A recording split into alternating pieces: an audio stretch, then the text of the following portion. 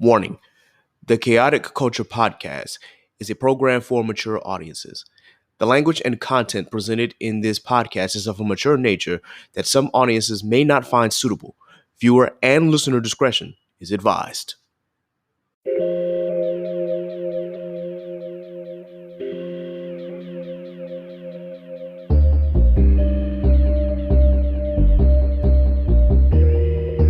Yeah.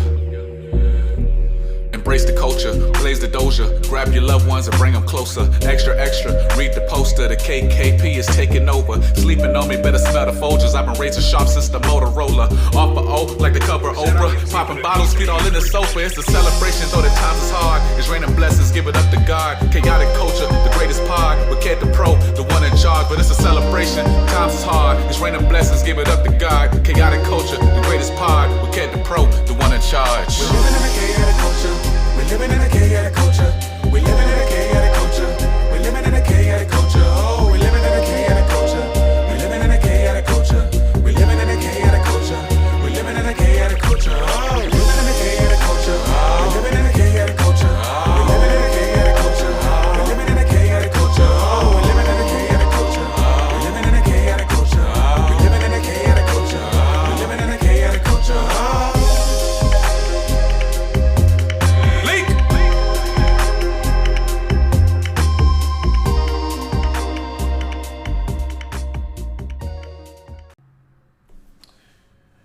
All right, so,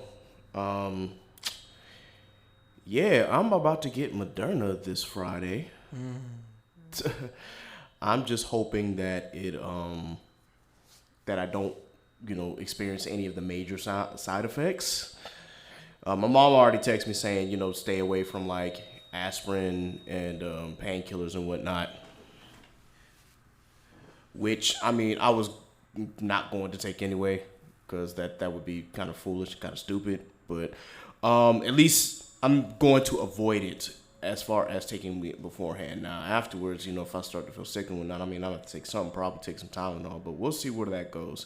Yeah, so first shot this Friday. The next shot will more than likely be right before my birthday in May, which is coming up and is about to be so lit. Especially because I'm going to be fully vaccinated. That being said, we're still going to, try to be safe. But yeah, good morning, ladies and gentlemen. Welcome to another edition of the Chaotic Culture Podcast. If you joined me last week for the solo episode, I greatly appreciate you tuning in. There was very vital, important information in that episode regarding the new election law that's coming out of Georgia and the fight against that. Please continue to support your local officials and politicians, those who are working for your benefit anyway. I can't say the same about them other cats, because they doing a lot just to keep you from voting. But that's just me, whatever. What do I know? My vote is in Virginia. So anyway, once again, guys, this is your host, your boy Ked the Pro, aka the Calculated Millennial, aka the Cutlass Diamond, aka 843 is me, but the 75 is where I reside. Doing it one time for those who are born in the 90s. Let's get it. You already know what time it is. We back here for another episode with the crew, the squad. Let's go ahead and introduce Miss Nasa. How are y'all doing today? It's your girl Nasa, aka Tony Noir. Welcome to the station. You already know, good vibes only. I am the female Picasso. How y'all been today? I hope y'all are doing good. How y'all been? I've been good. Complain, I cannot complain one bit. Other than allergies, pollen coming back in. Yeah, I've been feeling it. I've been definitely feeling that. That surgery helped though. I am not going to complain about that. That surgery definitely helped, because now it's like, okay, my nose isn't like on fire anymore, and all I got to do is make sure that I pop in a regular Zyrtec and I'll be good. My boy Law, how's it been, man? Go ahead and introduce yourself. What's going on? We back again. It's the Law, aka Mr. Run It Up. It's not playing. Oh boy. Damn, it's all good. But yeah, we back. New week. New blessings, new goals. That's it. Word. Man, Ableton been messing up lately. Not as a whole, but just I don't know, and it says it recorded it too, but I'll make sure that I work that in somewhere. Even if I gotta edit outside of our recording. Run it up. All right, well, with that, NASA kind of already checked in on us, to make sure that everybody was good and whatnot. Anything new happening to y'all this week or this past week? Because I know it's been a couple weeks since we last talking. Just about to get back into the gym. Word. Back at work. Same. I'm about to get back into the gym. Mm-hmm. About to get back into work. But Trading. Be on the look, y'all. New things on the way. So just stay in tune. Next couple weeks, next couple months is gonna be big. I foresee it, and I'm claiming it now. Word, man. Big things are coming, I guess, overall, man. I'm back in the gym myself. Got on the Stairmaster for the first time in forever this past Sunday. That let me know right then and there that, boy, you haven't been on this thing in a minute. You are definitely out of shape. But, I mean, I pushed through it. I was like, I'm gonna do 20 minutes. I'm going to give it my all, and I definitely did. So, I got to give myself kudos for that. But, boy, that's like, all right, well, I tackled that beast, so I just got to be sure I do it more consistently, as well as, do the treadmill more consistently and make sure that I get, back in the shape that I used to be in when I was marching. So, nothing really new on my end, just same old, just going to work and coming back and trying to find ways to eat healthy and healthier. When I started eating bananas again, I think my taste buds did another 180 because, like, when I was younger, I used to love bananas, and I got older and I hated them. Now I'm about to be 30, and it's just like, oh, okay, maybe this isn't too bad. So, I guess, that was a long time coming. So, before we get into, of course, the main topics for today, we are going to do Smash, Pass, or Trash real quick for the movie that I just saw, and I'm also going to do a television show as well. But yeah, so all of us in here had seen Godzilla vs. Kong. So I got to get everybody's opinion on it. I know Nasa's just waiting to talk about this, so I will let her go first. King Kong, I got you. King Kong, you already know. I'm a King Kong fan, and I grew up on King Kong, so I was rooting for King Kong, and King Kong was really tagging that ass. Cap. Okay, no, there ain't no cap. There ain't no cap. I ain't gonna spoil he was it. tagging that ass. Okay? But I just want to say, what I'm saying, Godzilla ain't no hoe either. But I was pulling for Kong. Hear me out. I was pulling for Kong, but nah. Damn, Godzilla. Okay, Godzilla was really waxing ass too. So I'm not even gonna cap. Yes, Godzilla was really whooping ass. Okay, but Kong is G. You cannot tell me Kong is not G. He popped his shit back in place. It was like, what's up? I'm here for it. Okay? Nah, I think my most was just like the moment where I was just like, what's gonna happen? When they was taking him from Skull Island and he was on this ship. And I was just like, damn, this ain't gonna end well. Nope. This ain't gonna end well. And the goddamn ship did a whole 360. I was just like, oh. But then, Khan was just like, relax. I got this. I was really frantic when Godzilla was really tagging his ass. I'm not even gonna hold you. I was getting frantic. I was like, King, you cannot do this. This is not what kings do. Like, you need to chill out. Like, when Buddy came with the axe, he charged it up with the energy beam. I was just like, oh shit, it's about to get hectic. Really tagging him. I was like, yeah. Yeah, nah, so. it's a smash and on my even end. So, even in the end, when Godzilla stepped him, he was like, "What's up? I'm tired as fuck, but I'm here for it." Like, I'm here for it. Hey, Do you think that was like a consensus of like, okay, we both two strong powers when Godzilla was stepping on his chest and was just like, ah! And Kong was just like, ain't no bitch. I feel like Kong, he really does not back down. He was trying to show Godzilla, like, nah, dude, like, we can go for another round if we want to. Like, in all honesty, like, you know, Godzilla, in my opinion, at that time, he was like, I'm the winner here. I'm the dominant one. I'm the apex predator. But Kong was just like, man, I ain't about to go out like no hoe. Like, even if I can't get up, and which he didn't, but he was just like, yo, I'm not about to let this man slide. Wait till I get up. Yeah, like, okay. Give me one moment. Yeah. So I asked this question: do y'all think there's gonna be another movie? Oh, there is. Apparently, there's supposed to be a MonsterVerse. Clearly, there is. So yeah, the MonsterVerse, according to NASA, is about to get expanded. So we about to probably see some more movies dealing with the entire MonsterVerse. And so like I saw this on Twitter. So I'm thinking King Kong, Godzilla team up, ragtag the new ones, because I mean, was it Shidra? However you say the 3-headed dragon? Ghidorah. Yeah.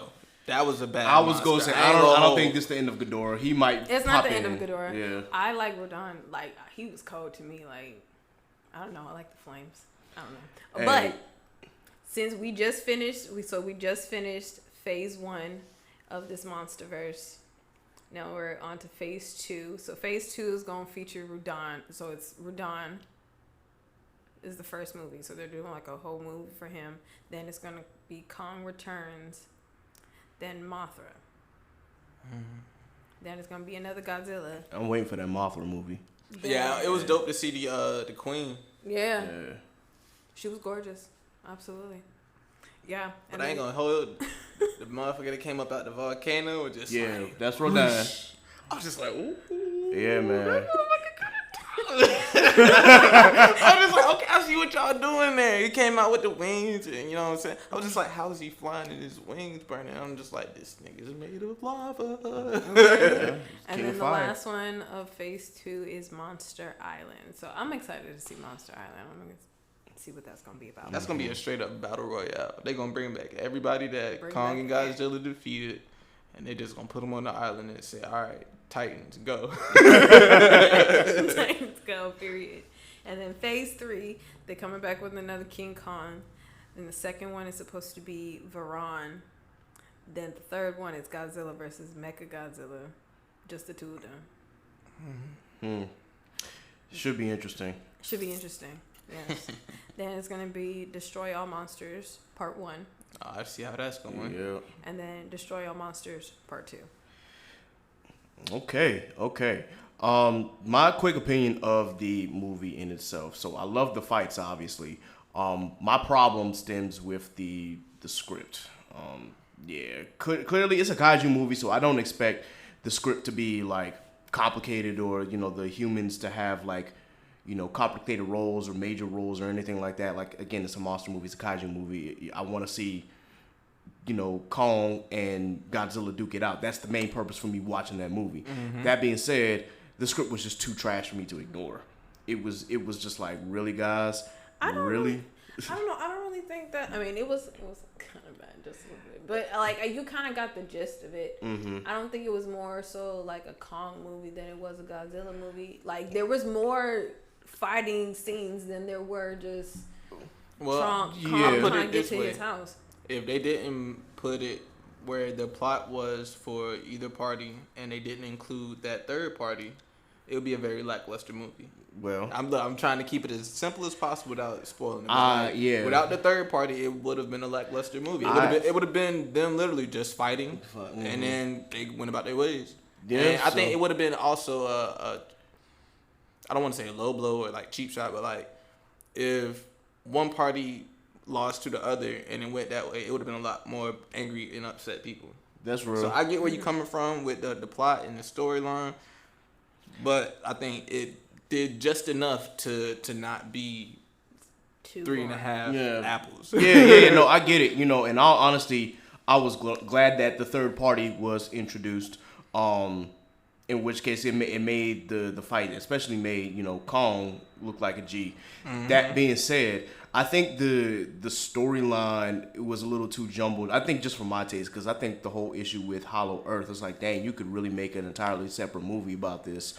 But I got the gist of it, and I got where they were going with it. Especially because Kong's habitat was in peril. So well, I would think about this. Like if you watched in Godzilla King of the Monsters, they showed where he lived. Mm-hmm. You're right. They showed where he lived, and the main basis was the fact, or Ghidorah, like that he was really like pretty much like the main, kind of like the main character in the movie. Ghidorah was the main character, but they showed Godzilla and where he lived and where he found his source and all that stuff. Yeah. That's the same thing with Kong. So that is the plot. That's the storyline in which they created for I guess the phase 1. Now they're just trying to like elaborate on on everything. And if this is true, because like I got it from Twitter, so I just had to screenshot it. So I hope it's true. Right, I hope it's true. I do hope that they drop more movies. Because I do love the MonsterVerse. Word. I do like kaiju movies.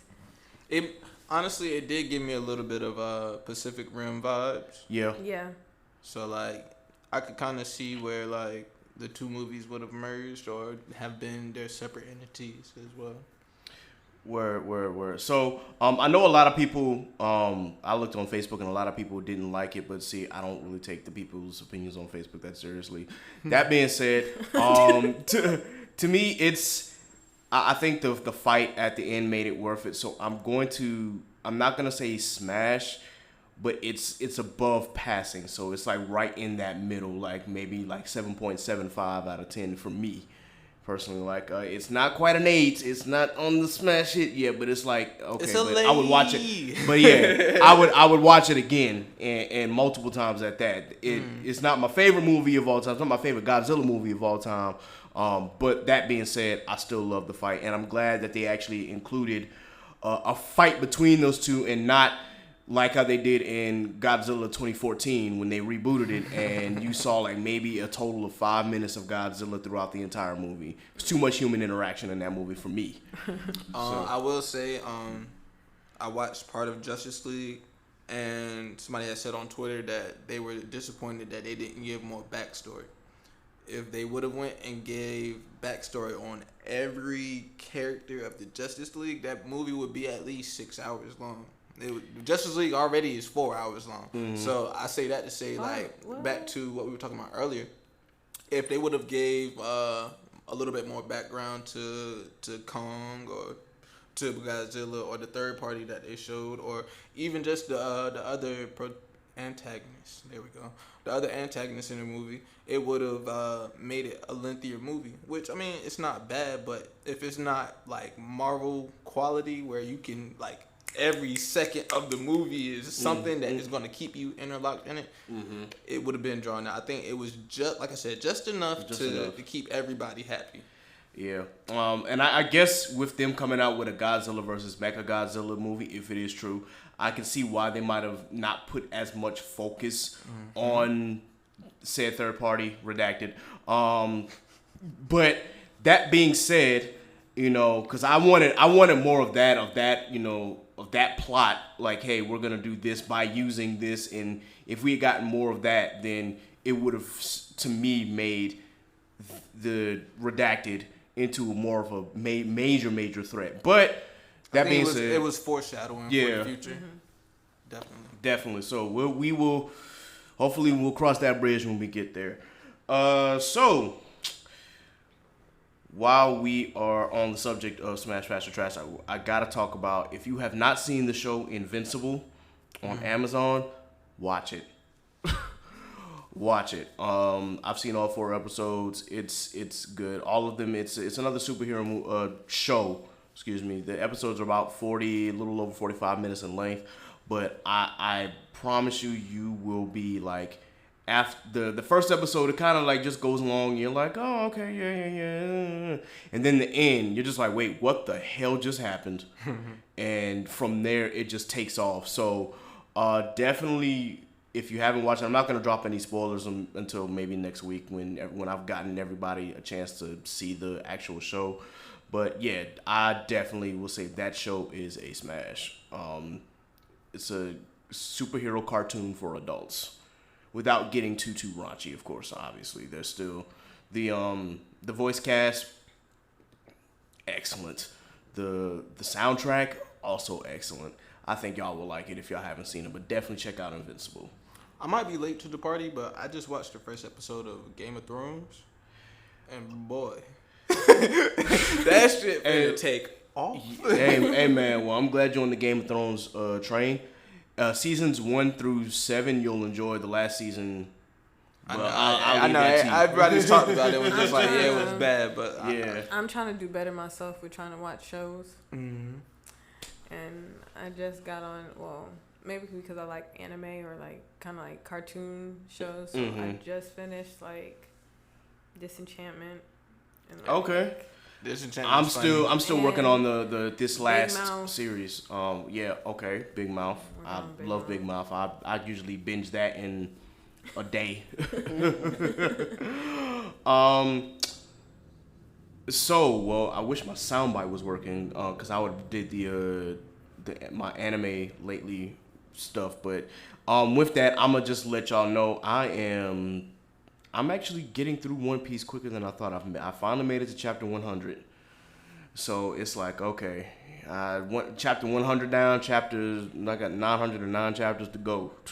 If I can read at least another 100 chapters before the end of this month, then I think I'll catch up to One Piece, hopefully before the end of the summer. We'll see. We shall see. As far as new anime, I haven't really been onto new anime yet because we just got the season finale of Attack on Titan, which part 2 is supposed to be coming out. They said winter 2022, which I thought that meant like December 2022, but I'm giving it the benefit of the doubt, meaning that they're talking like January, February 2022. So we got a whole nother year. At least I hope that's what it is, and that Mappa isn't dicking us and saying, oh, no, we actually mean December 2022, January 2023. Heads will roll. Megalobox is out with their second season. Yeah, I just saw that. I gotta catch up. I'm behind on Megalobox. I ain't gonna hold you. I watched maybe the first episode and a half. Not where I would have saw that it would have went from the end of the first season to the second season. I definitely saw main character being on top. Still being at the top. Gearless Joe being Gearless Joe, and that wasn't the case. I was just like, oh wait, what is this? So Megalobox is on my anime list for the 100 anime that I'm trying to watch or read before the end of the year. Kaiju number 8 is a great manga. I recommend highly. Someone also told me to watch Skate to Infinity, so I'm about to do that. Astro Lost in Space, I'm actually going to start tonight after we get off this pod. I found, because I was looking for it, I'm like, yo, why doesn't Crunchyroll have it? Turns out Hulu and Funimation got it. So thank you, Panda, for that information. I can always depend on you to be sure that I'm up to date on where I can find these anime. So, My Hero is back. Oh, as well. My Hero is back. I was actually just featured on Gloves Off, which is Sensei LeGlove's little panel that he has with people who watch anime and whatnot. He was wondering what my opinion of it was. They about to go through another tournament arc because I read the manga, so I'm not looking forward to that part. But when it gets to My Villain Academia, when it gets to that part, oh yeah, I'm ready. I am ready. So, I'm trying to think of other anime that that time I got reincarnated as a slime. They had their season finale. Dr. Stone had their season finale. That was pretty dope. So spring anime is coming up. So again, we got some new stuff coming out. As I said on the last pod, Shaman King is coming. Yasuke is coming. I can't wait for Yasuke to drop. Shit's gonna be lit. Yeah. So, what's up with Boruto? Not the revamp, but I think the last time I saw they were fighting the twins. That was the last thing I saw. So I don't keep up with Boruto anime. I'm strictly manga. I got you. So where you guys are, I'm not exactly sure. I actually have to maybe start watching the anime a little more just to kind of figure out where exactly in the story they are. Well, I'm gonna tell you now, it's a lot of filler, and it's gonna throw you because it's just like, okay, you're Naruto's son, but you don't have all the characteristics of Naruto. So like that, I think that was the biggest cutoff between people who like read and watch. You got Hinata and Naruto, but the children are somewhat the same, but not the same at all. And so like you see the children, and it's just like, okay, I'm trying to conceptualize you as your own character and not your parents' character. But yeah, I wouldn't say it's great. I mean, it's not bad, but Honestly, like, yeah, because as you said, it's a lot of filler, so that's why I was just kind of like, I'm not even gonna bother with it. But eventually I will get back to the series itself as far as watching it.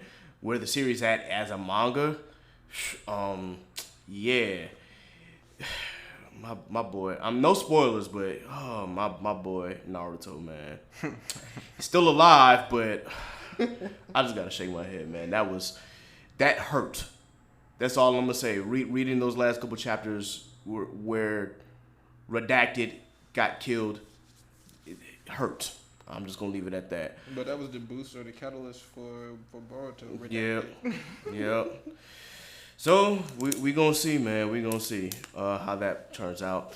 Anyway, a couple things that we gotta run before we actually get to the main topic. I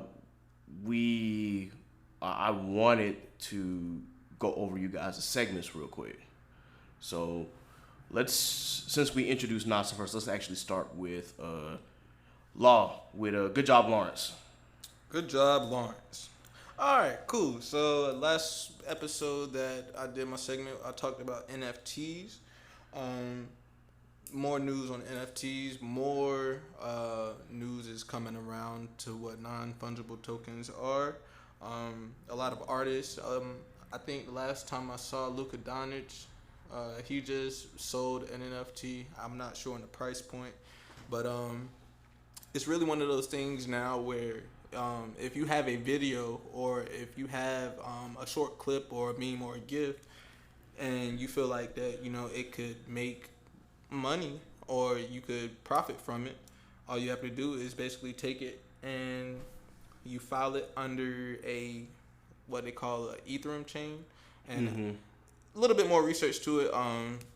But you convert it to the Ethereum chain, and then that basically makes it as a file to be sold as a JPEG. And then again, like I said, once they sell it as a JPEG, that's when you can make money from it, and then it can be used pretty much any and everywhere that NFTs are accepted. In the latest news, though, because NFTs are becoming something more prevalent, it is kind of driving the price point of it down because the people who can actually afford to acquire NFTs are of the 99%. But that's not to stray people away from becoming knowledgeable or possibly branding themselves and creating their own NFT. It's just one of those things that more people need to become knowledgeable of it. Excuse me. The second thing, along with the NFTs, I don't know if you all saw, but people are selling tweets now. Really? Yes. Soulja Boy sold, I think, about 4 or 5 tweets, all for $1,000 plus. It's literally as simple as, I think same thing with NFTs. You go and you find an app, and you can sign up and designate which tweets you want to sell or which ones you want to keep for people to be able to retweet and whatnot. That I'm gonna get back more to you on, but good job, Lawrence. Word. Speaking of selling tweets, as far as what Soulja Boy tweeted, did he sell any of those tweets that he had when he was squabbling with Randy Orton, or was it something completely different? Because that would be interesting if he did that, because I don't know if y'all are into wrestling like I am for my audience out there, but yeah, that squabble on Twitter was hilarious. Like, this man, Soulja Boy, really tried to come at Randy Orton, and Randy Orton pretty much sunned him. Okay, so let's see. He sold his first NFT for $12.88, and the signed digital representation now lives on the Ethereum blockchain and is in the possession of whomever pays Soulja Boy 0.07475 Ethereum. Where? And then he sold another one recently. I think the actual app is called VCent, but don't quote me on that. Definitely, follow up behind me because I might not have everything all the way there. But he said, thanks guys, bought some BNB, DGB, TRX, KLV, ZPay, and FDO. What's next? Let's go. So I'm probably thinking that those are all type of cryptocurrencies or alternate coins, as we would call them. But yeah, he sold about 5 between, we could say, well, the tweets range back from 2016 or so up until this year. But crank that, the NFT was priced at 5 Ethereum, which is currently $8,000. Word. So yeah, people are finding ways to make money, literally off of off everything. tweets. That's crazy. All right, and for Miss Nasa, we head to Nasa's Corner. Please tell us what has been inspiring you lately. Yes. Welcome to Nasa's Corner. Yes, I have some inspiration for y'all. You need some jazz music in the background for this. So as of today, I've been listening to Jasmine Sullivan. I'm pretty sure some of y'all. I'm pretty sure y'all know that she dropped an EP, Hotels. So, and if you listen to it, Yes. Pay Okay. that man bills. take it. Yes, okay. Oh man, we Yes. could. So one of her songs is "Pick Up Your Feelings," and I've seen her do several renditions of this just one particular song, and it's different every single time. And like this one performance that I was recently just watching was the Jimmy Kimmel Kimmel Live. And it just amazes me, like, as an artist, the things you can do with a mic, like the things you can do with a mic and with your voice, and just being able to be free and fluid with it, and that just is so inspirational. So I thank you, Jasmine. If you're listening to this, I hope you're hearing this. Word. I was gonna say, I know everybody has heard of TikTok. Mm-hmm. She has a challenge, the run that she did in Insecure. I'm not gonna do it or embarrass myself, but that run just lets you know. I've practiced it. I'm actually not that great at runs. Like I can do them here and there more so. More so a scatter. Word. That'll be interesting. I gotta check that out on TikTok.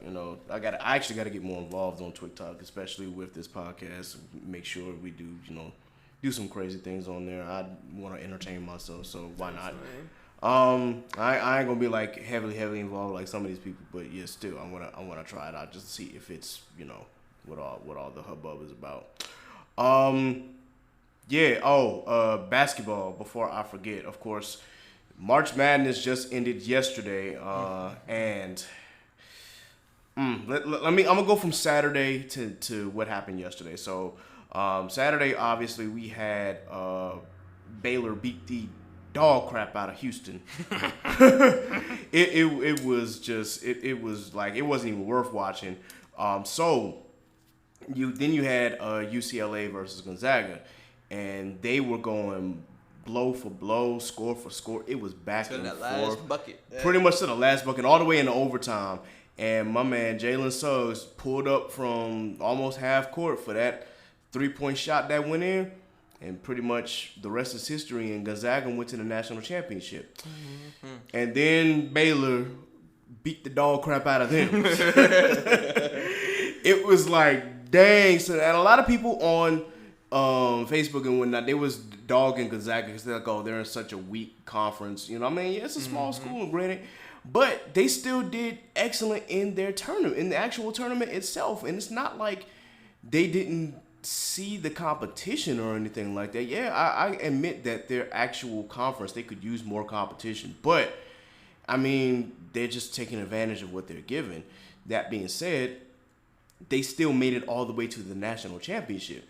If they were as overrated as people made it seem to be, they wouldn't have made it that far.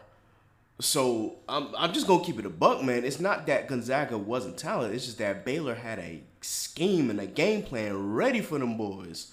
Like out the gate, they were like, okay, we about to pop some shots, make them in your face, and then we got the speed to where we gonna clamp down on you on defense to where you have no room to operate. Ain't no half court, but it's full court. Yeah, they were literally dogging these boys from full court down.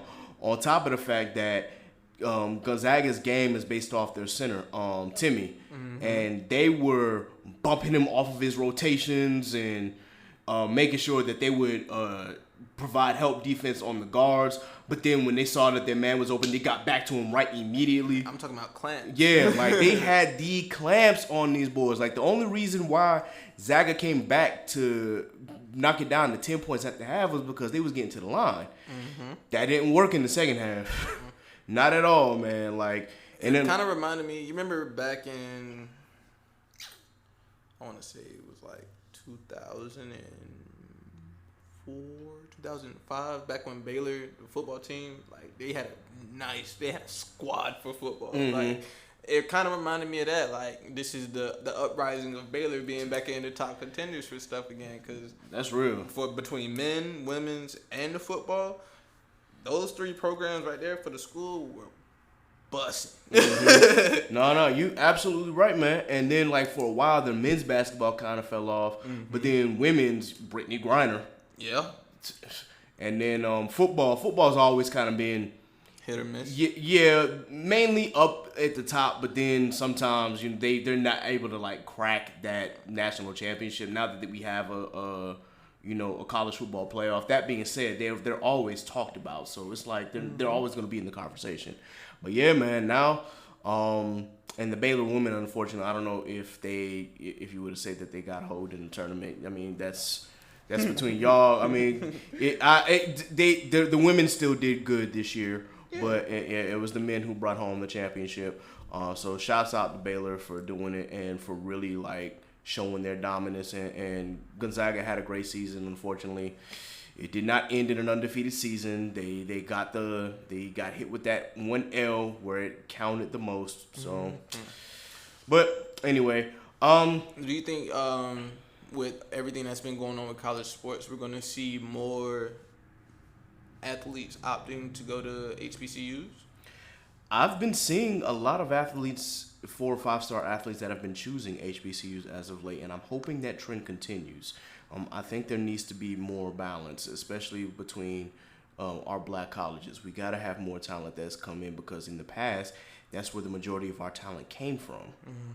Before these Power 5 schools started just yanking them.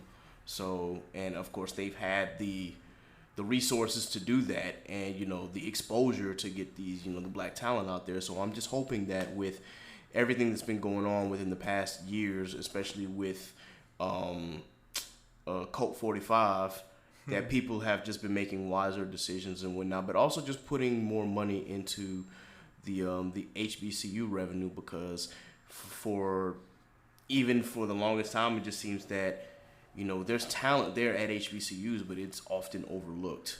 So I'm hoping that we can get back to that, where a lot of talent will go to HBCUs and thrive there, and then become great athletes in the pros. One more tidbit. I want to shout out my Tar Heels. We just Hubert retired. Davis is now the head coach. Shout out to Roy Williams, one of the greatest basketball or college basketball head coaches ever.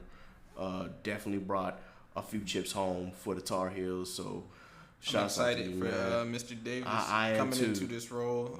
For him being a former player, plus his NBA experience on top of his analyst experience, on top of this now head coach role. I mean, I skipped a step. He was the assistant coach for a while, and now he has taken the helm as the head coach. Mm-hmm. I believe that he is going to not take the program in a different light, but just make it pop even more. So that's real. Big news coming out of Chapel Hill. Yes, sir. Yes, sir. Yes, sir.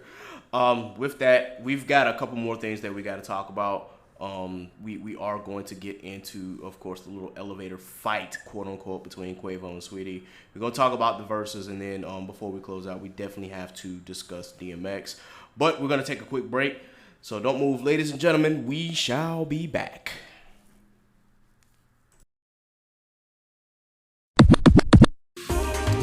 This message is brought to you by Already Paid. Already Paid is more than a brand. It's a lifestyle. Where else can you find the richest quality apparel for the lowest price? Shop with us at foreverap.com and join the Already Paid family, or find our black-owned business located at Stony Point Mall in Richmond, Virginia. You can also follow us at AP Styles, that's APSTYLSS, on Instagram. Be you. Get paid. Forever.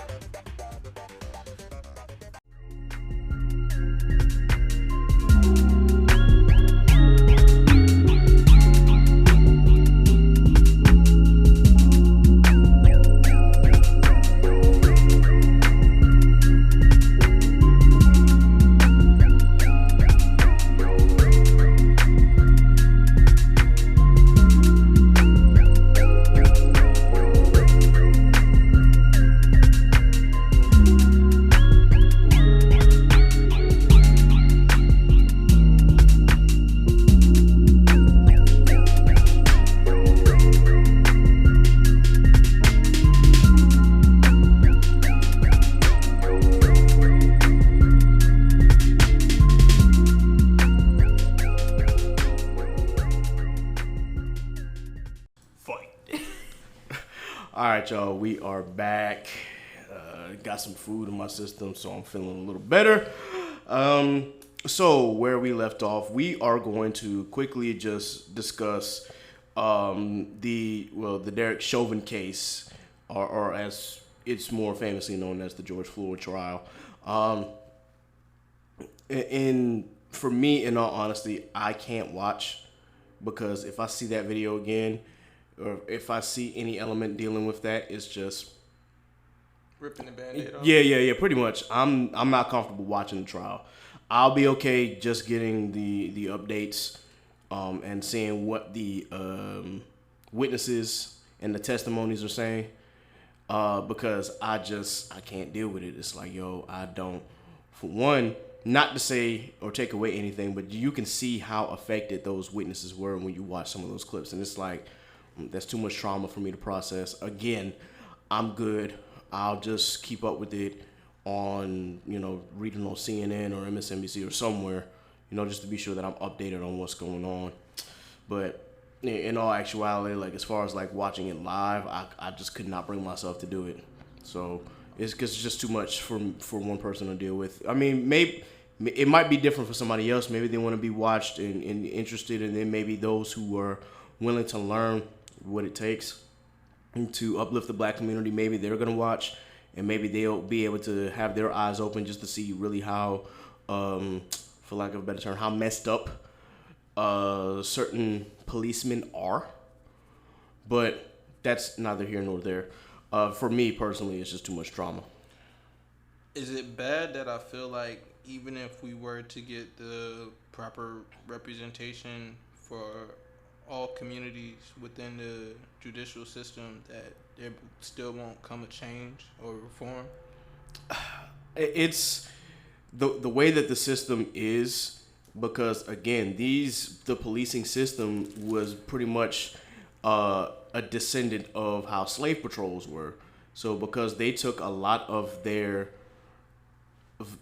I'm not going to say statement, but they took a lot of the ideals and values in creating these police forces from, from slave patrols. So it's going to be kind of hard. You have to, I know that, whether you're on the argument of, rebuild and revamp, or completely abolish, there's, to put it in perspective, there is a need for some kind of change, regardless of what it is.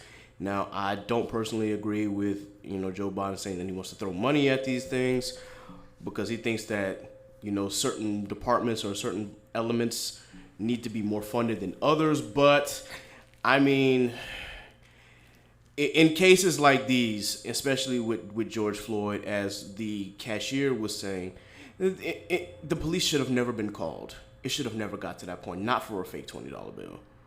And the manager holds some responsibility for that because he told him to confront him about it.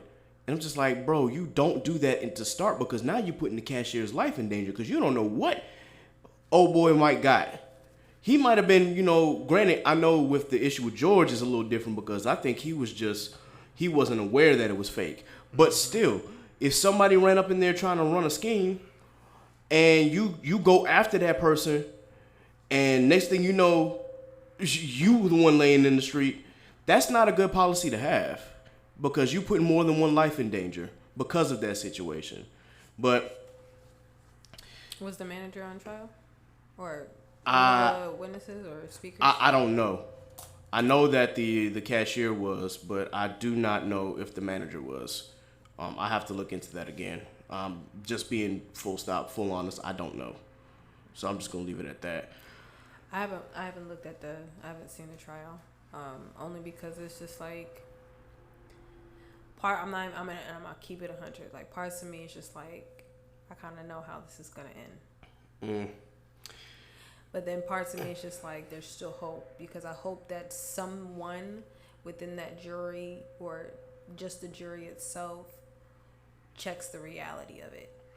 Because I know that they're probably trying to dig up a whole bunch of stuff about what was probably gather so much evidence that doesn't even relate to the actual case. Like, I'm probably sure they're digging up a whole bunch of stuff. But the reality is regardless of what state of mind he was, or how he was physically acting, or what mentally he was in, or emotionally what he was in, there's no point to lay your neck or like put your knee on somebody's neck. Yeah, for 9 minutes. Yeah. There's no cost for that. And especially if cops are trained to have a knee on the back, because actually cops are actually trained to do that, to prevent a criminal from actually doing that. If you're going to do it correctly. If you're not going to do it, don't do it at all. So. But that's just the whole point of using lethal versus non-lethal. That's the whole point of them having pepper spray, having tasers. Like, the nightstick is technically non-lethal, but I mean, you hit somebody in the right spot, it becomes you go lethal. down. You know what I'm saying? So if you're not gonna use it, and then on top of that, you had numbers over top of him. Like, we could re-dive back into it, but it just goes to show that there were so many more steps that could have been taken outside of a knee to the neck or a chest. And I think that's one of the witnesses, which was the police chief, was trying to say. He was like, yo, we have all these steps, we have all these regulations that Derek Chauvin could have done to, to hold him there or to restrain him. And he didn't follow any of that. He decided that he was going to prove a point and show dominance. It was showing dominance, but it was also an undertone of racism. Yeah, of course. Of racism. Yeah, but I guess it just goes to show, because the police chief was just looking at him like, bro, like, we have these rules and regulations and standards here. We have the appropriate moves to take, or that you can take, to restrain somebody, especially somebody who is not armed. And what you did was completely out of bounds. So I'm at least glad that there are some policemen, including his boss, that are saying, nah, what you did was out of pocket, bro. So maybe there might be a sliver of hope, because if a policeman is saying another policeman was out of bounds, that's just showing me that particular invisible blue wall that is usually in these police forces, it was not there at that time. That's just showing like, nah, bro, you doing too much. So I'm glad at least some policemen were holding him accountable for his actions, and I'm hoping the jury stands together. But it takes the band of blue to call the band of blue on their shit as well. Exactly.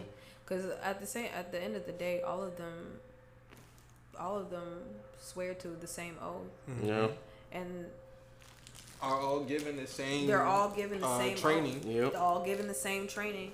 So when one is just ignorant and just wants to show about, that's a slap in the face to you. Mm-hmm. Which I'm a little more hopeful that justice will be served, because I did at least see those clips of that testimonial. So we'll see.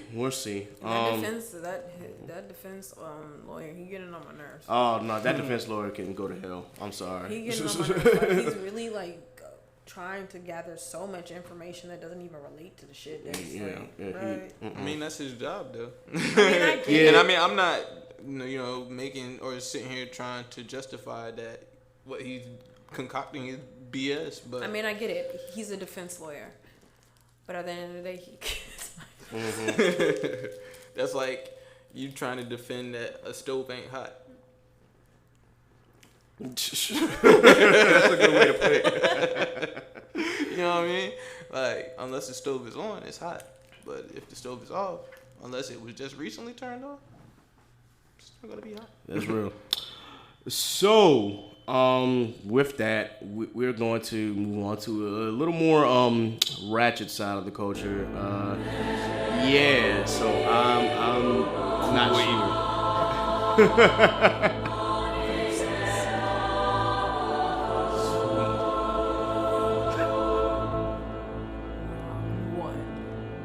Elevator. Fuck.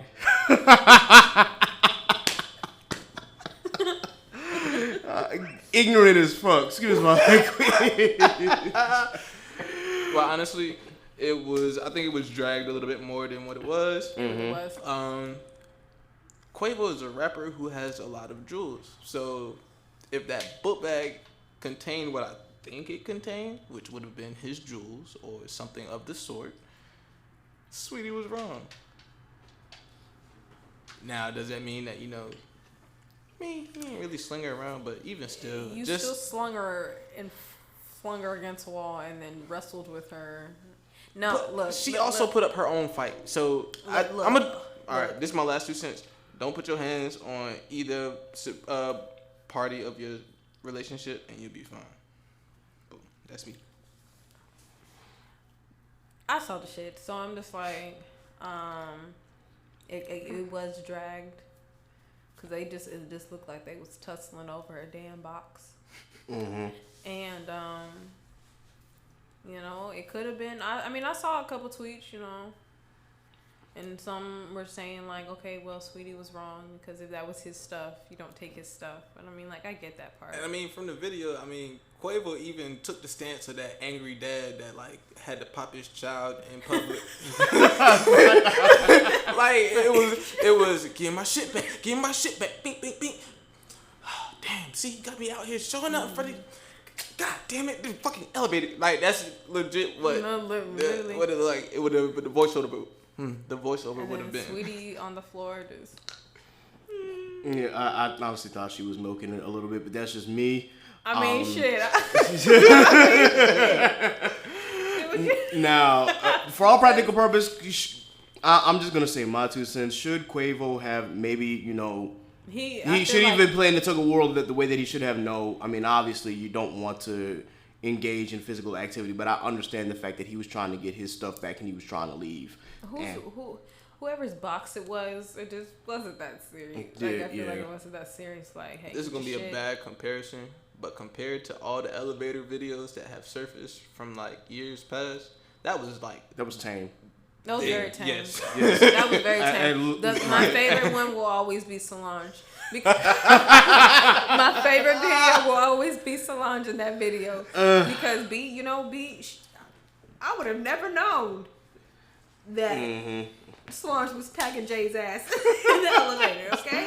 I would have been But I feel like she had that, like, I feel like Beyonce and Shalonte had that, like, sister connection. Like, bitch, you can have your time in this elevator, but I'm going to have my time at home. Like, I'm going to have my time at home. Like, I felt like they had that connection. From this hotel room to the elevator is all you. From the lobby home, that's all me. That's big sis. Got you, sis. Got you, sis. But yeah, I honestly think the whole situation was dragged. Like I said, I think whatever the contents of that book bag had to have been important for it to have Quavo react in the light that he did. Mm-hmm. And then for Sweetie to just, sit on the floor, like, you can't steal the pie and then cry when you get popped for it. You know what I'm saying? Yeah, and in real life, he didn't even really hit her. All he did was, he tugged her down to get his bag and whatnot. He wasn't. You could tell that Quavo had no intention of actually trying to hit her, right, or anything like that. It's just a little tug of war. Like. Yeah, just pretty much that's all what it was, man. When I heard about the elevator video, I thought like Quavo did some Ray Rice shit. Like, right. I'm thinking he swung on her. I'm about to be like, oh no, my boy Quavo got hemmed up, man. He did some foul shit. Nah, it literally looked like they were playing tug of war, and then she tripped over her feet, hit the ground, tried to get up, collect herself, and then that's when he was just like, yeet, get in this elevator, we out. That's real. I mean, he allowed her to walk off calmly, so I'm just like, yeah, he wasn't really too didn't do heated anything about the situation. He was just like, yeah, I got my bag back. Like I said, he had that stance like that angry dad. You go out and you shit, elevated. Like, yeah, man. Like, I don't. And even still, I think for whoever to have been working security, for them to have leaked that photo, they were looking for a story. Mm-hmm. That's really what it was. They were looking for a story. I can't put it in better words than that, because it really wasn't anything to be like about. It wasn't exciting. Yeah, but of course you had Twitter moments saying that Quavo was abusive, and I'm like, now hold on, wait a minute. Now, Quavo cheating on Sweetie? That's true. Yeah, that part is abusive.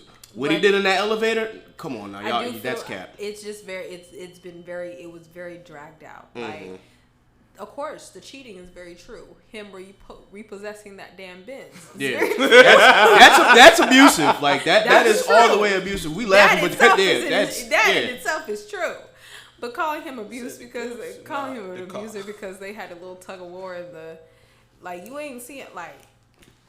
I didn't see him swing on her. Like, no. I was looking at the video, I was like, wait, if anything, I saw her swing, but I didn't see him swing. That was the beginning of the video. She swung at him like, back up, nigga, and he was just like, quit playing with me. He did his little bob weave. All right, get my bag. Down to the floor. All right, shit. Again, I'm looking at this damn video. Oh, fuck, always doing this shit out in public, man. Like, I guarantee you. I wish we really could have got the audio from that video. That's real. I honestly want to hear what Quavo would be saying. Or Tony Baker, if you get to a point where you listen to this, do a voiceover of that video. I know it's not funny, but with you doing it, it would be funny, because at the end of the day, like, the world wants to know what the commentary was. What was said in that video? Bruh. No, I ain't buying you no Bentley truck. Well, then I'm taking your bag. And man, girl, come back in this room. No, I'm leaving. Hey, where's your bag? Yeet. See, there you go. Starting that shit. I told you about that shit. Man, Quavo, chill out. Give me my bag back. Man, here, take your little suitcase. Give me my bag back. And she always doing that extra shit, man. Damn, on the elevated video. That's exactly what the voiceover would have been. It was a lot. But yeah, it was definitely dragged out. So, but hopefully we don't have to see something like that again. And guys, just always remember, there's always going to be nuance to these kind of situations and conversations. Just, for those of you who are in actual, like, real and abusive relationships, please seek help. And we can use this platform if we need to, because I don't want any of my listeners, be they man or woman, to be, or non-binary, to be in a situation where they feel like they are stuck in an abusive relationship. So that's on the serious note. So just a conclusion. Yep. It was dragged. We are not saying either party was correct. We are just saying that in the situation and the video that presented itself, it was dragged. They looked for a story that really wasn't there. It was just a simple quarrel that got blown out of proportion. Yep. Not everything that happened prior to said video, that's that. Yeah. But yeah, so moving on. So this past Sunday we had perhaps one of the greatest verses to ever happen. And it you know, Steve Harvey antics aside, look, getting a chance to see two legendary, absolutely legendary groups go head to head was nothing short of amazing. I'm serious. And for those who didn't see the verses, of course, it was a versus battle that was between Earth, Wind, and Fire, aka the Elements, versus the Isley Brothers. Now, What the hell is going on? there was so many actual hits played between these two groups that honestly they went way past 20. And some of those songs they actually played full. Now at the beginning they were cutting them short, and it was just like, yeah, I know that y'all have to go longer than this, because ain't no way that these groups who were recording 7-minute songs can limit it to just 90 seconds. Like, right. you're gonna have to play a little more. And bro, that was a straight up fifth quarter. that's pretty much what it was. If you in band, quarter. yeah, it's after the lights got shut off, you still cranking going. your book because you got it. And look, man, I thoroughly enjoyed myself from start to finish. I was able to eat some good food while watching it. I was able to clean the kitchen while watching it. I was able to get a lot done, and I honestly didn't realize what time it was until it was getting close to the end. It's like, dang, they've been going at it for a break. They even had a break in between where they came back and they changed fits. But you know what? I will say, for me personally, and if you saw my Facebook status, this is my opinion of it. I really can't call a winner. I honestly can't. That's just me personally, because I love both groups entirely, and both groups have such an extensive catalog.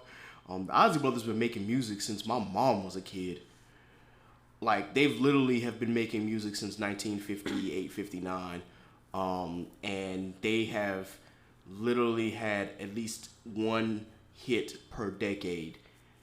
So it's really incomprehensible as far as how talented and how consistent the Isley Brothers are, because they even to say that it's really only two of them active left, which is Ron Isley and Ernie Isley, because I don't know where Chris Jasper is, their brother-in-law. I don't know where he's at. Rudolph is retired into the ministry, and then the other two unfortunately passed.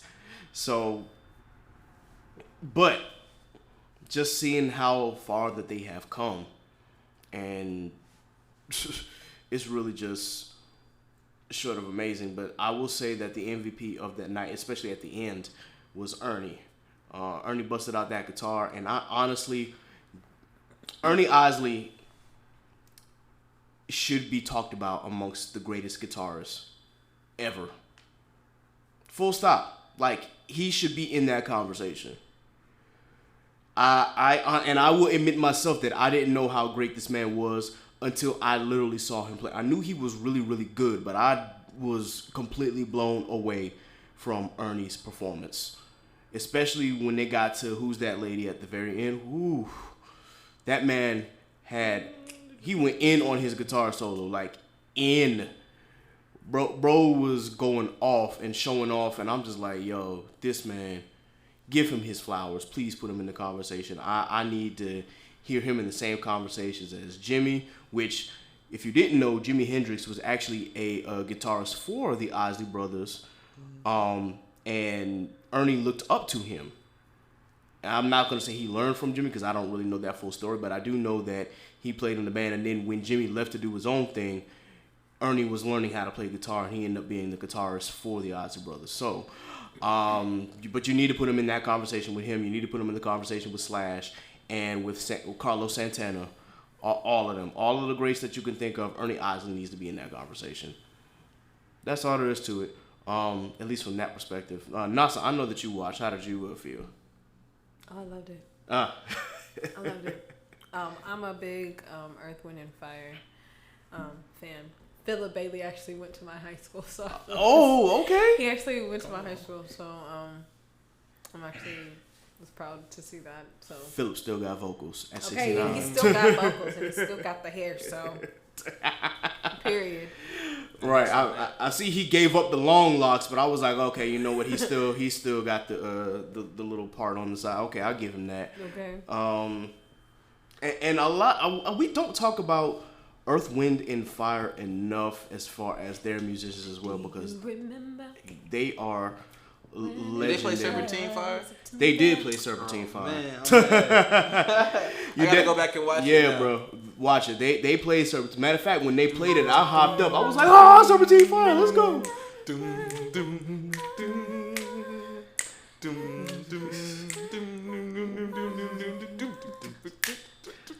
Yeah. Man, look, that when I tell you, I enjoyed it from start to finish. And the Ozzy Brothers even played some stuff, you know, that I didn't recognize. That it's just like, oh shoot. But I will say, the Osleys definitely catered their music towards love music. I'm just gonna keep it at that, or Quiet Storm music. And Earth, Wind, and Fire, you know, had more of the, you know, we about to go outside, get on the grill, and have cookout, and have family gathering music. But I will say, I was excited because what's that? Voice to Atlantis. When that came on, that is one of my favorite Ozzy Brothers songs. Between the Sheets is my favorite, but still, when Voyage to Atlantis came on, I was just like, oh my goodness, this is so beautiful, man. Like, I love this song, and it was stuck in my head at work on Monday too. Like, I always come back to you. I did not know Ron Isley sang the song. At your best, you are. Oh yeah, yes, absolutely. Like, are you kidding me? Come on, Aaliyah. Yeah. Yeah, he and matter of fact, Ernie wrote that song. So Okay. yeah, man. And you can tell that for one, we always knew that the Ozzy had money, but from the songs that they made being hits and all the samples that everybody uses between both groups, like They get paid. yeah, them royalty checks ain't stopping. I'm saying, like, especially them and them songwriter credits for both of them, I know that they are swimming in money. Like, Ernie, I know, if y'all don't know, Alex Isley is Ernie's daughter, and she's also a singer as well. Check her out. But I already know that Alex's grandkids are going to be straight. Shit, I'm saying, like, whenever she has grandkids, maybe even her great-grands, whenever she gets them, they going to be straight. Like, the Osleys. When they living up on space, they still gonna be paid. I'm talking about comfortable. Right. Shoot, man. And the fact that they own all of their music, that's that as well, yo. But Earth, Wind, and Fire is, in my opinion, they really brought it though. There were certain.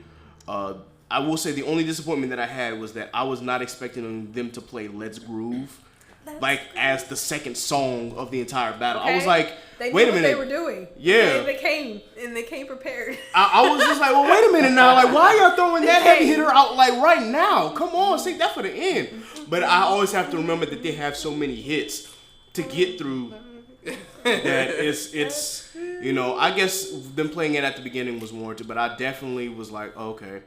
If you've never been to an Earth, Wind, and Fire concert, I highly recommend that when, you know, once COVID is pretty much nipped in the bud, definitely go to one, because Granted, it's only 3 of the originals left. I'm about to say Lord willing. Yeah, but they still can perform because I saw them perform at in Daniel Island in South Carolina a few years back, and it was relatively cheap too, but still I enjoyed that concert very, very, very much. And trust me when I say that you will enjoy that. You can still go to an Ozzy Brothers concert and you'll still enjoy it, man. I know Ron Isley is about to be 80 this year, but that man can still sing. He can still really get up there as well. I mean, his voice ain't like Phil, but Philip Bailey has a unique voice, so there's that. But Ronald Isley can still sing. The pipes have not gone anywhere. And me, now I'm a huge fan of Ernie.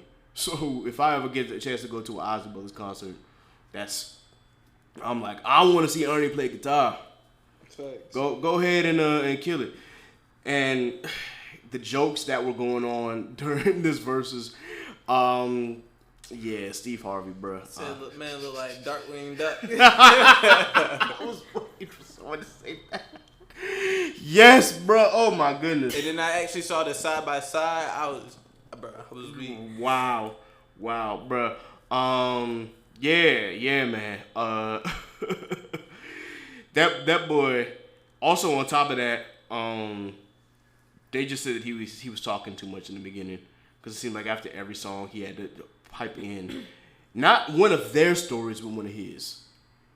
About when he heard this song and how he felt about this song and things like that, and Twitter was not having it. But I think that he got that from Family Feud. Yeah. Which I can kind of see why they would have made him the host, because I mean, Family Feud, Isaac Brothers versus Earth, Wind, and Fire. That's very debatable. That is a very debatable performance. Yeah, you're right. Before I forget, as far as musicians throughout that whole thing, I will say Verdine White does not get enough credit as a bass player for Earth, Wind, and Fire. He is still a GOAT. That's who I meant to plug in. So I just want to be sure that everybody knows that Verdine White is that man. And he could kill a bass. So, with that, did anybody else want to comment on the verses before I ask, the next question regarding that?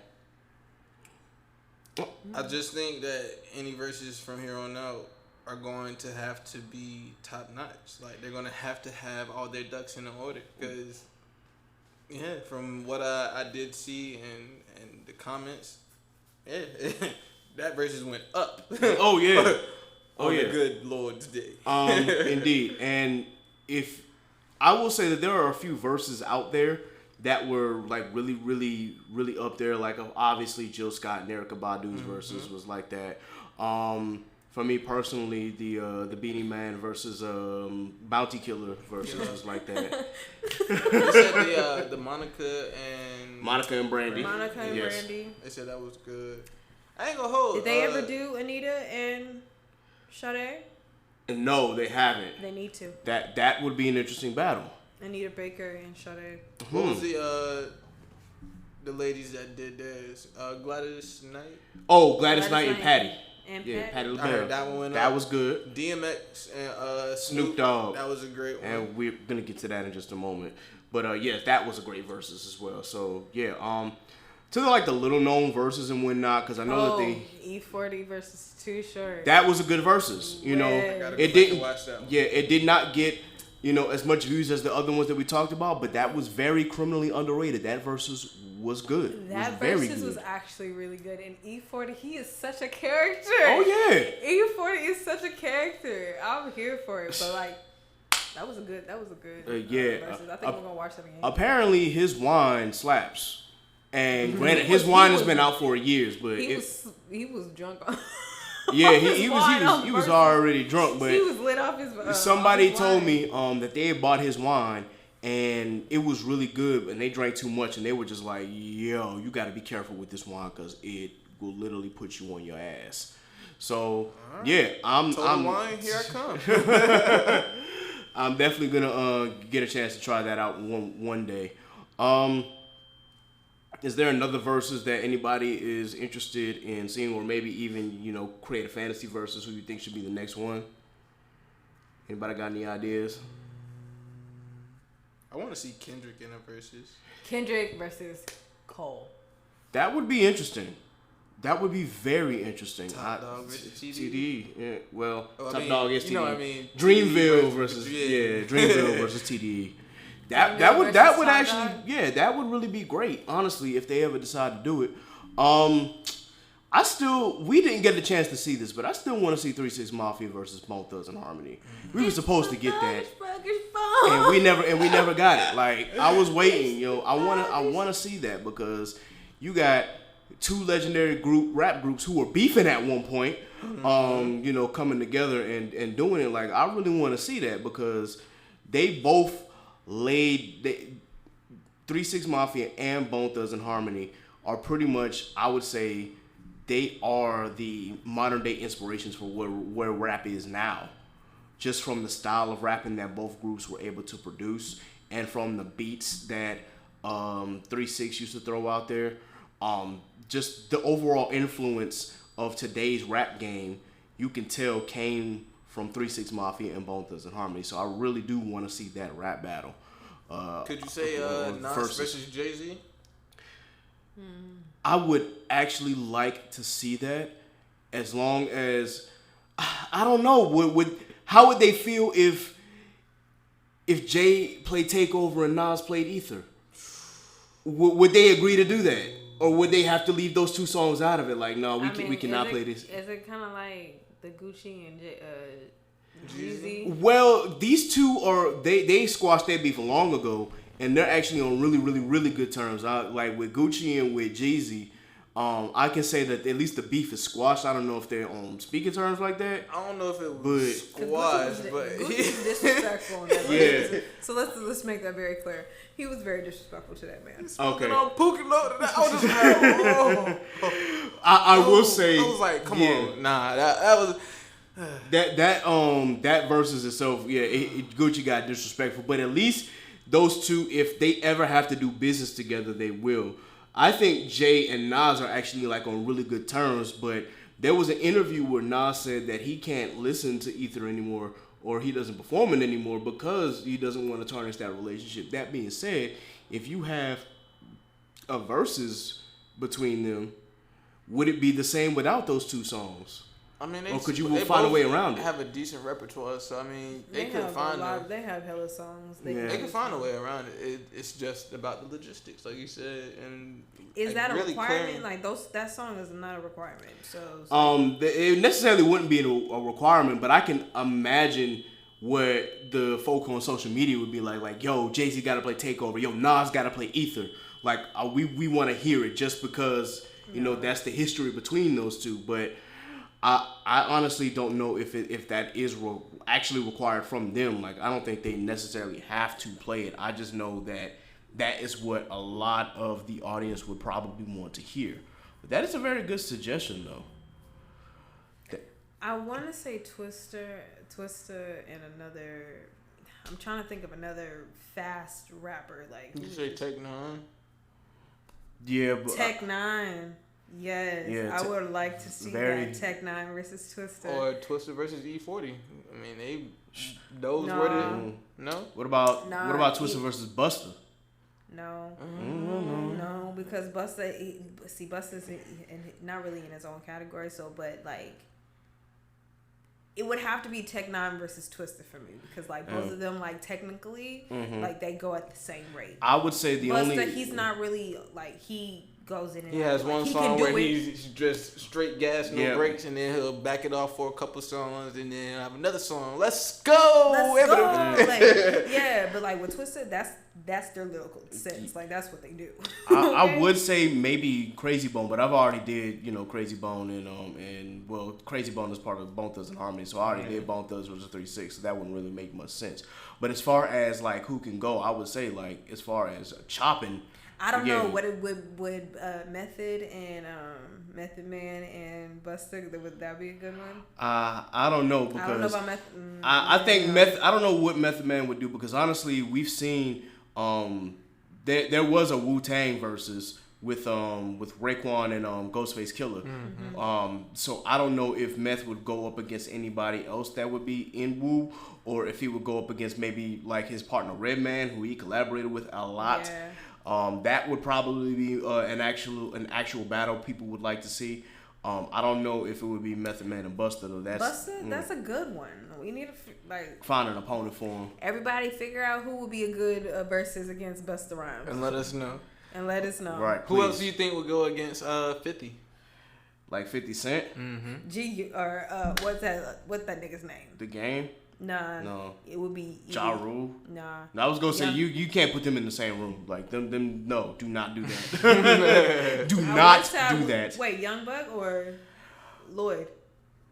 No. I was saying don't put 50 and Ja Rule in the same room. Oh, Like, don't put them in asking for the a same fight. room. That's fight. That's asking for a lot. Yeah. Straight up, bro. 50 and Who would be a good opponent for 50 Cent? That's another one for the listeners. Let us know. Yeah.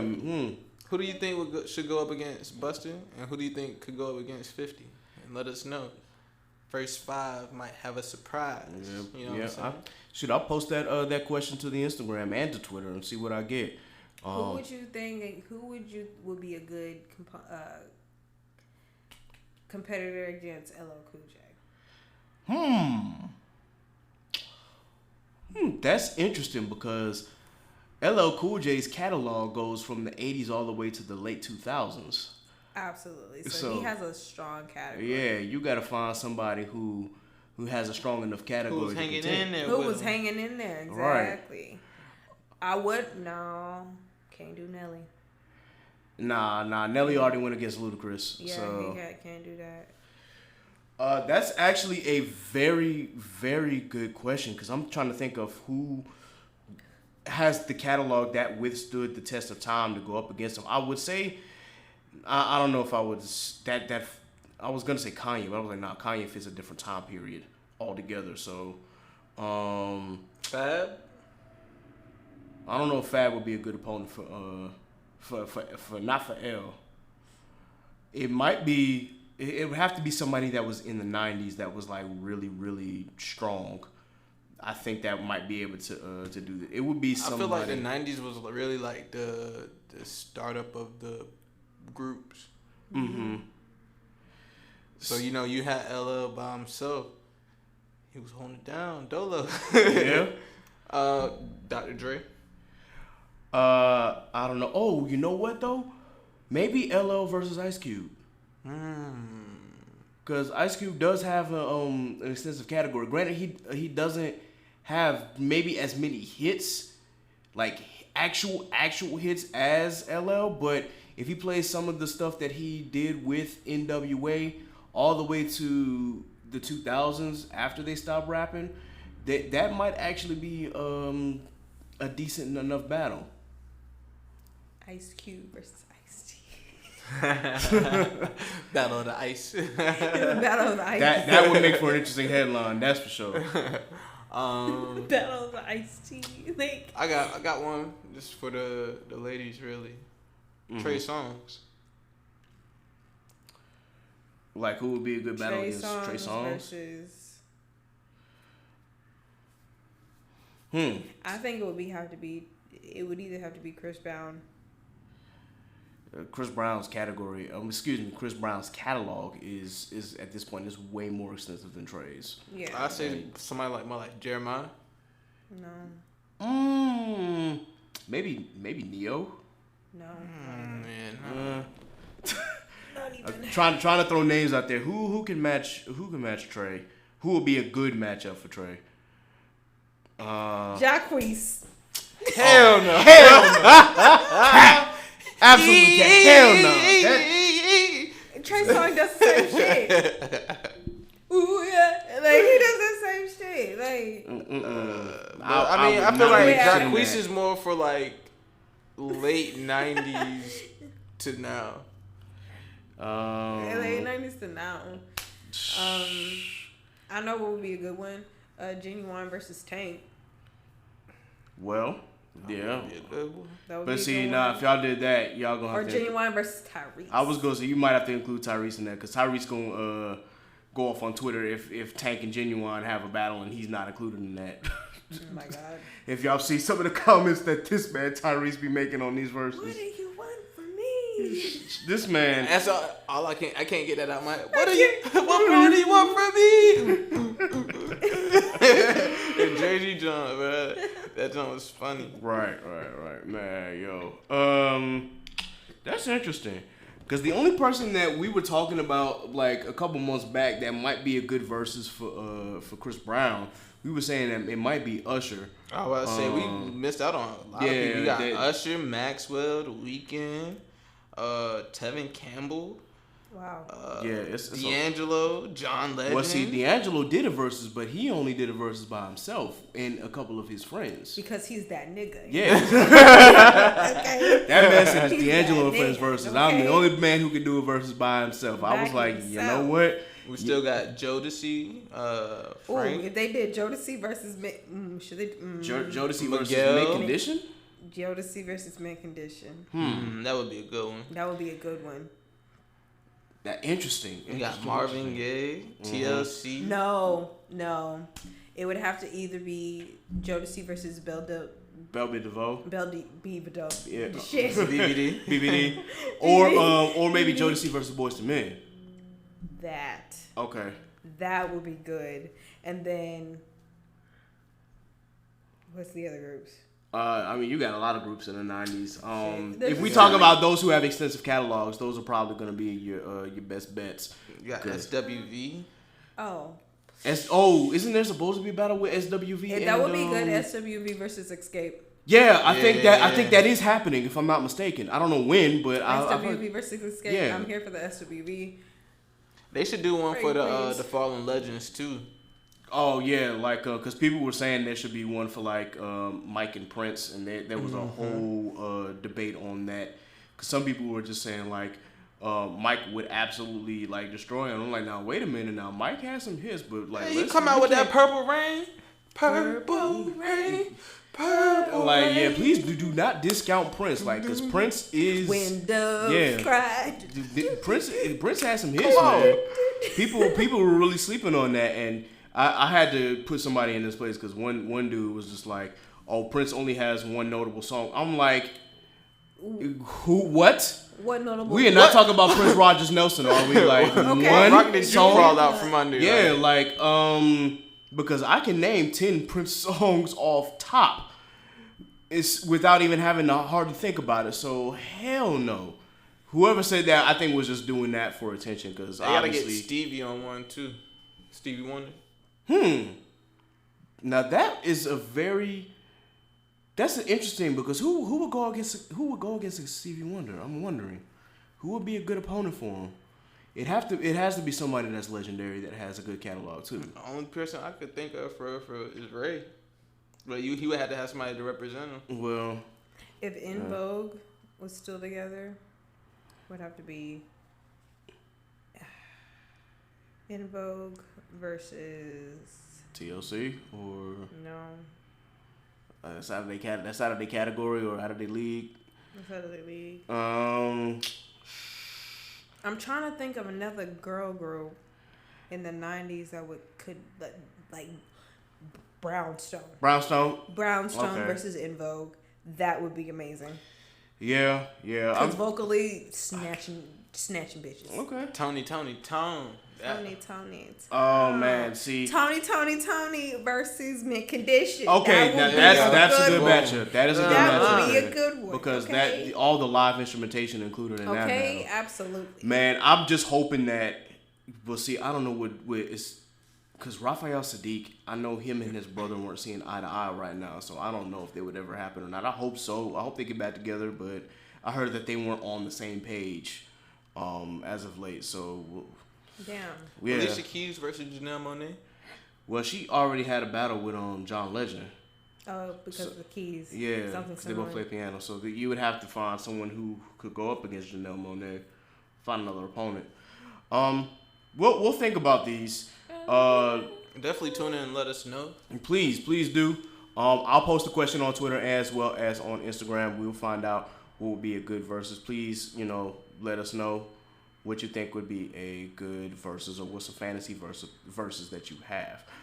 So before we sign off for the night, we just have to mention, we do have to mention the situation going on with DMX. Brother DMX. Yes, right now he's still in critical condition. Still is in what they say is in and out of a vegetative state.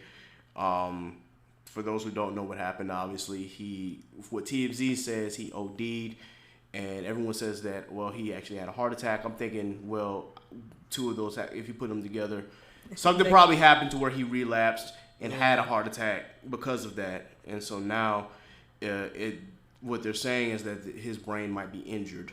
So I'm praying that all will be well and that he'll be able to recover from this. And hopefully he doesn't have to suffer from this for very long, regardless of whether he stays on this earth or if he passes on to meet his Lord and Savior. Come on, X, one more time. He's not done yet. God's not done with him yet. I sincerely hope feel not. like God's not done with him. That man, because that man knows how to pray. Yes. Ooh, that man knows how to pray. Oh, he absolutely does. Beginning of the DMX verses knows how to pray. Yes. That man, that's what he knows how to do. Okay? Beginning of the verses with him and Snoop, like I had to stop myself from chuckling because like I'm thinking about it. I'm like, dang, this is DMX, like dog bark, all that. But like he was like wholeheartedly into that prayer, and like I was like, all right, cool, I can respect it. Yeah, man. DMX, I did not realize. I'm not gonna say I didn't realize. I had forgotten how much of an influence DMX was on me as a kid growing up. And for those who really like don't understand like DMX's influence back in the late 90s and the early 2000s, like y'all just don't understand how big of a star this dude was. The man dropped 2 albums in the same year and they both went platinum. And this was just his first 2 albums.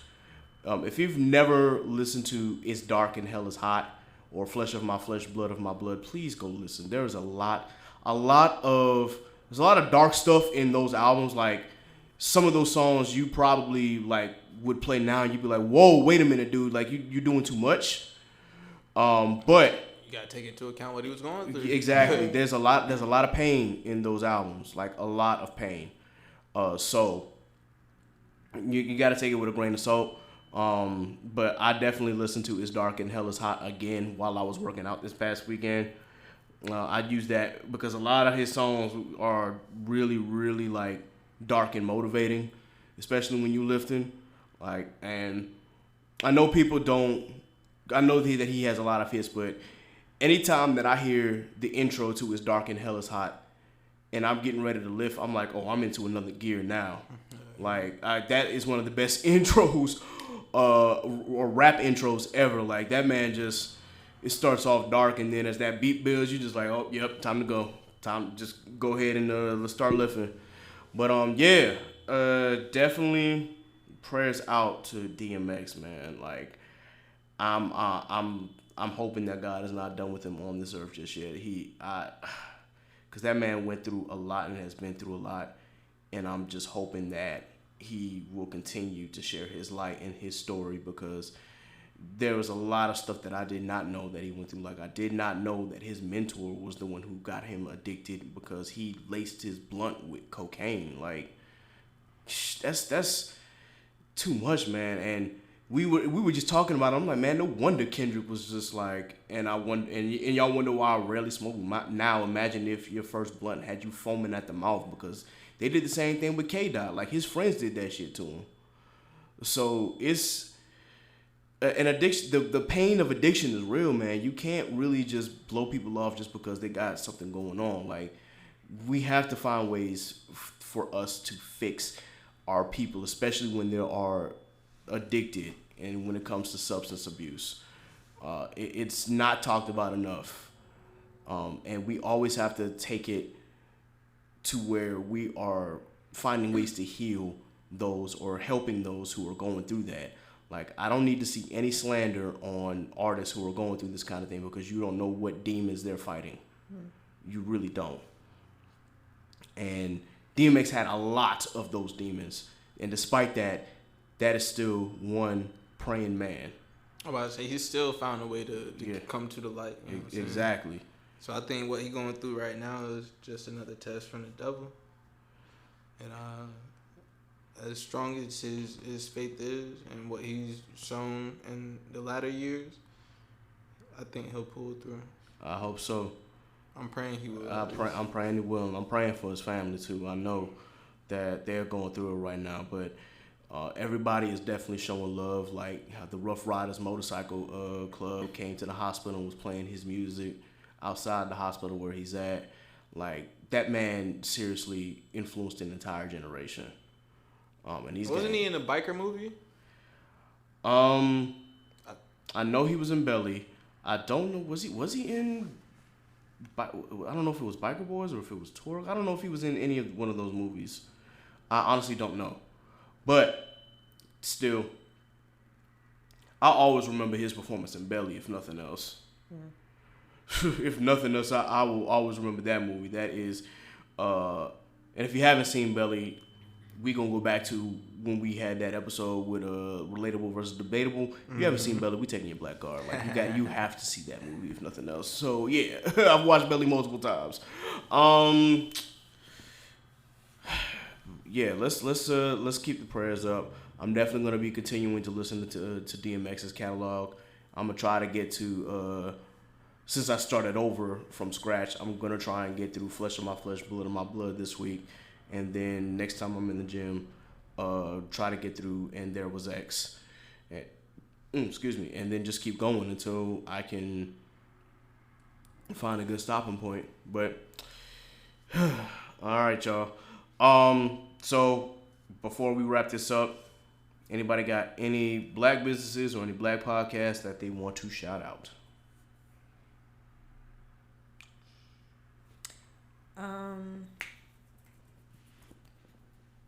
Go get y'all Ancient Cosmetics.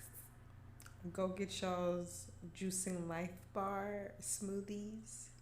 I'll go to the Juicing Life Bar smoothie shop almost every other day. I'm not even gonna hold you. I just got me a can of their little sea moss. Get your sea moss, get your ingredients, boost your immune systems, y'all. And it's black owned, so they have like a little smoothie shop and then a little salad bar. So go have fun. And also go check out Ancient Cosmetics. It's a natural cosmetics line. Okay. Does wonders to the body. So check that out. Bet. None on my end, brother. Okay. So to shout out the usuals, obviously shout out Relatable versus Debatable. Shout out the Session 75 session or the session with Trey and Jay. It's a tongue twister sometimes. Shout out Bland May Podcast with Unbothered Mike and Sine. Worst Generation Podcast, which is currently on a hiatus. Shout out all of them, all of y'all motherfuckers. There's too many of y'all to name right now. But as always, got to give props to Panda because Panda is the most... I'm not gonna say the most active one, but she's the one that I interact with the most out of all of them, other than Warren and GB and Sensei. But yeah, Panda has been on this podcast. If you haven't listened to that episode, go listen to it now, especially if you're an anime head. I promise you, the knowledge is deep, very, very deep.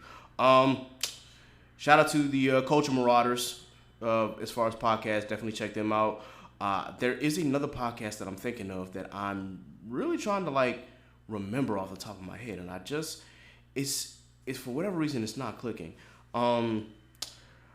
Nyctophiliaholic Radio with Nia or NW, excuse me. Let me use her radio voice or her radio name.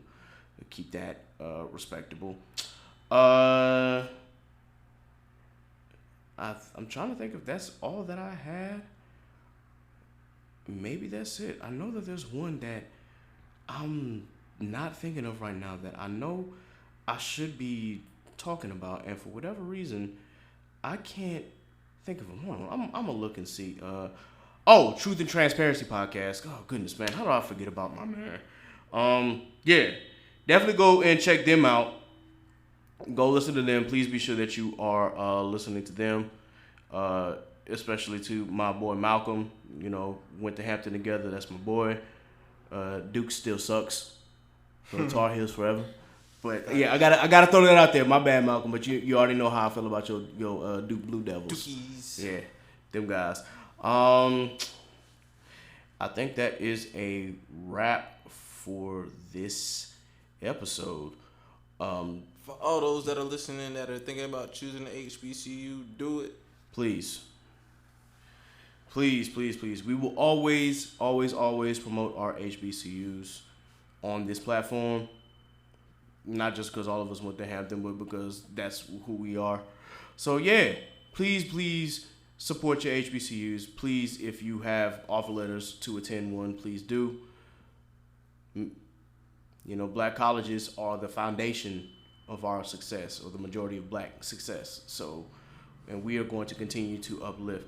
Once again, shout out to Quarter for always providing the beats for us and the music for us. So all the transitions that you hear, the intro and outro, which is really just one song split into two, but that's all Quarter. Like, he's providing most of the music, and I'm still going to be getting some more music from him. Support these black producers, especially these up and coming black producers that are out there. We got artists that we know of all over the place, especially in Hampton. Please be sure that you support them. Dre McEwen, Already Paid. Yes, sir. Absolutely. To our boy DJ and Already Paid, be sure that you definitely support him. I'll throw the ad in there on this episode as well. You should hear that in the middle of the break. I will always support my little homie from Sticky Situation. That's how we do. Trying to think, is there anybody else? Fresh Nerds, Righteous Minds. While I'm thinking about it, shout out Timo. She has cosmetics. I can't think of her name right now. Well, I was gonna say it's cool if you can't think of it. You know, we do this every single episode anyway. We're always gonna shout out Black Business or Black Podcast. Jada, her cosmetics. Yeah. Shout out to Sticky again. Dang, and I literally bought some stuff from Jada too. Supporting that. Just like that. And I do an ad on it all the time, and I just naturally bodied. Boy, y'all can tell I'm getting old, man. I'm already starting to forget names and ish. But yeah, definitely support Naturally Bodied. Jada actually just started a YouTube channel. So I'm going to definitely shout her out again. I'm gonna get some more information onto that, and hopefully, she'll hear this and hopefully give us a shout as well. But yeah, definitely shout out to Jada. She's really doing her thing out here. Gotta always gotta support the little homies. So if nothing else, be sure you like, share, and subscribe to the Chaotic Culture Podcast. Be sure that you like and follow us on Facebook at Chaotic Culture Podcast. Be sure you go follow us on Instagram at Chaotic Culture Pod and on Twitter at Chaotic_Culture. Be sure that you follow us on our separate pages as well. You can follow me, Cat the Pro, at K3D the Pro on Instagram and on Twitter. You can follow Law at L.JR_96 on Instagram and on Twitter at Law96_. And you can follow NASA on Instagram and Twitter at _CallMeNasa. We would like to once again thank you for tuning in to the Chaotic Culture Podcast this week. I hope that you enjoyed this episode. Please continue to be safe out here. Please continue to give us 6 feet, wear a mask, get your vaccine, wash your hands, wash your face, and wash your ass. That part. That way. And I guess there's nothing else to it, guys. We'll see y'all next time around. We might have a guest in here. We may not. We'll see where the wind blows. Oh, before I forget, WrestleMania this week for my wrestling fans, as well as NXT TakeOver. We're about to be in there Wednesday night and Thursday night for NXT, and Saturday night and Sunday night for WrestleMania. So definitely, keep up with that. We're definitely gonna be talking about it on the next pod. Y'all already know how I feel about my wrestling. I've been trying to actually catch up with AEW. I haven't had the time, man. Like, it's just so much that's been going on between trying to keep up with wrestling, trying to keep up with anime, and trying to keep up with stuff that's on normal TV. So, not enough hours in the day. Anyway, guys, thank you for joining us. Be blessed, be safe. God is love. Deuces. One. Peace.